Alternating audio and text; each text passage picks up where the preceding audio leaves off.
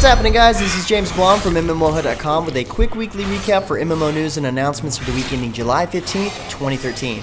Now this week we've got a lot of patches and updates from various MMOs, starting with the League of Legends 3.9 patch preview. This patch really tweaks a lot of champions ever so slightly, and some fairly drastically.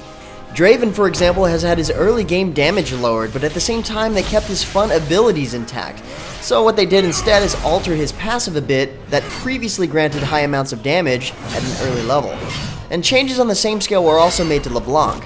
They're also making unique changes to Vision. Now, Vision is split between the player that reveals the ward and the player that kills it, to try to reduce the downward spiral of ward gold spent on denying each team's vision. Now, these are just a few changes in this huge patch preview, so follow the link to the patch notes in the description below to learn more.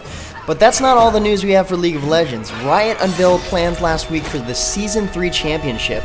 Taking place Friday, October 4th, the World Championship will be held at the Staples Center in Los Angeles just after the semifinals, which are being held at the Galen Center, the site of last year's final.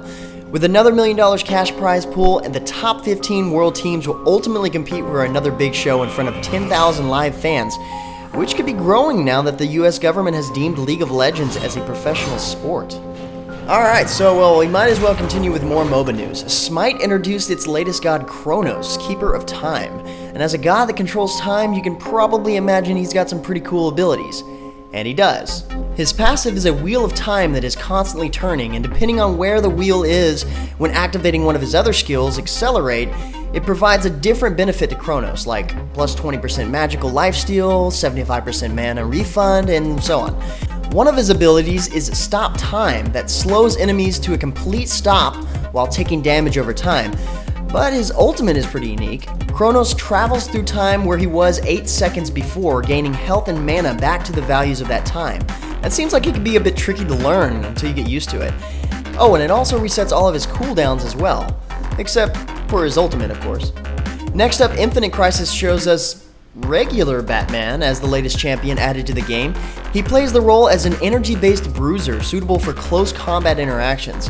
His first ability grants him an attack and power armor buff, which is doubled while in stealth, and while in stealth, his HP heals over time.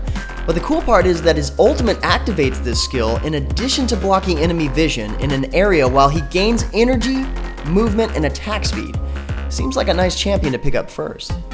And just when you thought the news about MOBAs has come to an end, we've got news about games that are turning into MOBAs. Remember End of Nations?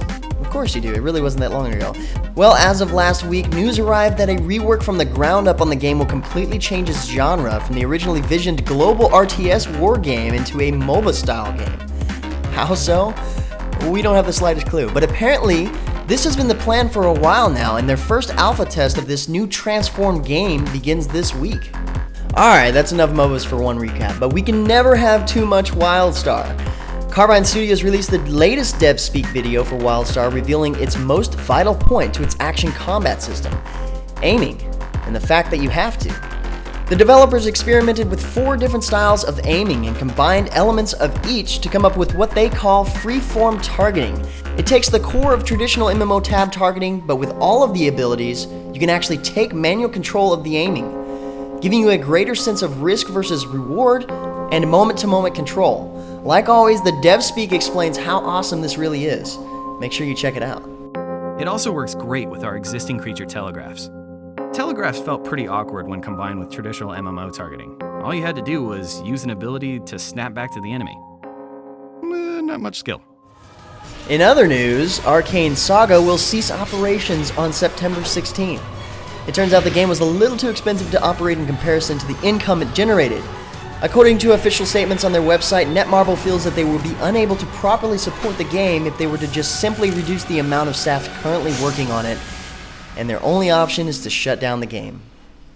We've got more news from Wargaming this week, starting with World of Tanks kicking off Season 1 of the Wargaming.net League North America. 16 teams are already competing right now for the best World of Tanks North American team, but also for a share of a $100,000 prize pool. Once this group play ends on July 28th, 8 remaining teams will face off in the Season 1 finals scheduled for August 17th and 18th in Las Vegas. Also, Wargaming introduced a new tutorial video in addition to their in-game tutorial for World of Warplanes, This is the first of a series of tutorial videos that will cover all aspects of the game, including training missions, upgrades, research and development, and working with a team. Based on the push for these tutorial videos, it seems like Wargaming might have more than just World of Tanks set up for esports.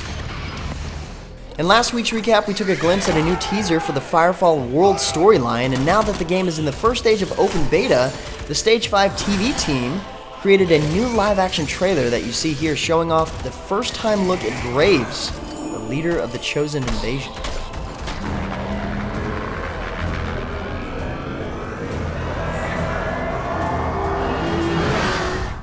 War Portal announced a live test phase of War of Emperium, the latest update to Ragnarok 2, Legend of the Second.